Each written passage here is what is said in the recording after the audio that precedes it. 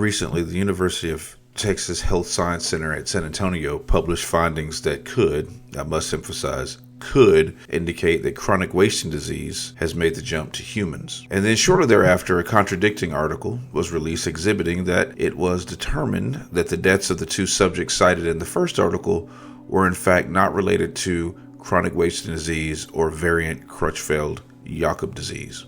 The original story was recently covered in USA Today.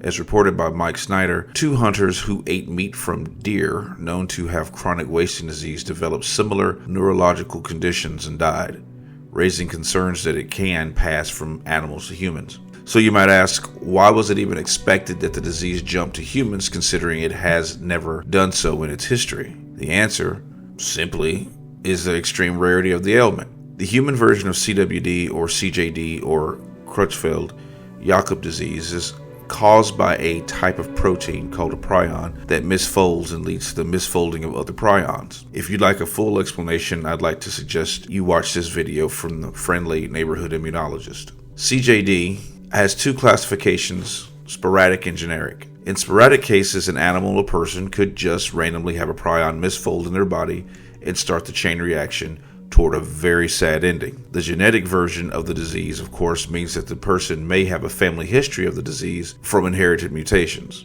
According to the CDC, only 5 to 15% of CJD sufferers develop the disease because of these mutations. This is a chart that shows CJD deaths in the U.S. between 1979 and 2020. To make the math simple, that is a total of 13,132 deaths in 41 years. Contrast these numbers with variant Creutzfeldt-Jakob disease, or vCJD. After all, vCJD would be the affliction in this case that was cited earlier. Variant CJD differs from CJD in its cause. This form occurs from the consumption of a contaminated source, usually through consuming meat. This is what caused the mad cow disease, or bovine spongiform encephalitis scare in the UK in the mid-1990s. The total number of deaths from the outbreak was 178. What was the origin? Well, leftover cow parts such as lymph nodes and brains and spinal material were rendered and put back into the cow's feed supply. Dad, isn't that cannibalism? Yeah.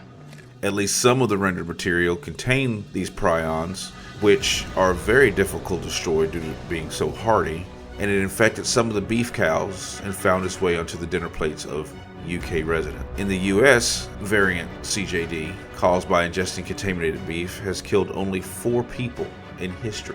So had the hunters suspected of contracting variant CJD had actually died from it, that would have increased the total number of variant Creutzfeldt-Jakob disease deaths in the US by 50%.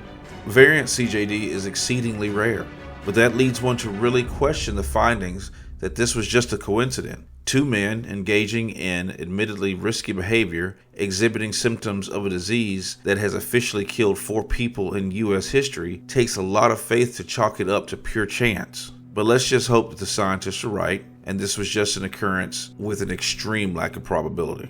Venison eaters can still consider themselves lucky, and luck might be all we have regarding avoiding a potential outbreak of variant CJD for chronic wasting disease infected deer, because the various state governments seem to be handling this with a very hands-off approach. To put this in perspective, people in certain municipalities can't fix more than one section of their fences without a permit or an inspection. In many jurisdictions, one can't fix his or her home without a permit or an inspection. This stands as a stark juxtaposition from what is required to dispose of a carcass potentially carrying an indestructible vector of a 100% fatal disease. Look at these absolute husky boys of tomes from some of the great states of the U.S., starting with Wyoming, the location of this recent scare. Now, as you're watching this, contrast it with the length and breadth of words used to meet the requirements of installing a water heater in Texas. The probability of a jump to humans might be slight, but I have heard no scientist advise that it's non-existent. Surely some of you are thinking, well, why should it be a concern if the mad cow disease outbreak in the UK only killed 178 people? Honestly, that number could potentially be misleading or premature. According to Deborah McKenzie's article writing for New Scientist in 2017,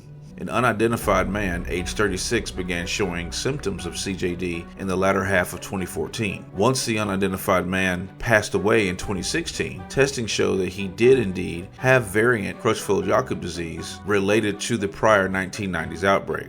So why did it take so long for this victim to die from the disease? Well, like everything else, I'll spare you my attempt to fully explain it, so I linked the findings. But as published in the New England Journal of Medicine, there are 3 variants to the PRNP codon 129 of the PRP gene. To put it relatively simply, there is a homozygous variant of the encoded amino acid methionine. There is a heterozygous variant, MV, where methionine is codominant with the amino acid valine. And then there is a homozygous valine variant. The methionine only variant is the variant that exhibited the symptoms related to vCJD in the 1990s. But the gentleman that died from variant CJD in 2016 was heterozygous MV. According to the science, those with both methionine and valine expressions may in fact take decades for the disease to manifest. We could be very well experiencing what Kevin Toulis titled in his 2021 article in The Guardian, an epidemic in waiting. Look, chronic wasting disease may never become a real threat to humans. That's what we all should hope for. Based on all the evidence thus far, it really seems that the cervid prion is just not able to pass to humans. That's a collective win for the human race. But considering this disease is 100% lethal in deer, elk, moose, and the like, it just seems that the various states and the federal government should be undertaking more stringent measures than publishing 2-page pamphlets with suggestions to stop its spread. Based on the expansion of CWD's territory, it appears that the current measures are not adequate. And just because it's not killing us, it is still killing the cervids. And that will have a terrible impact on the economy and recreation in this country.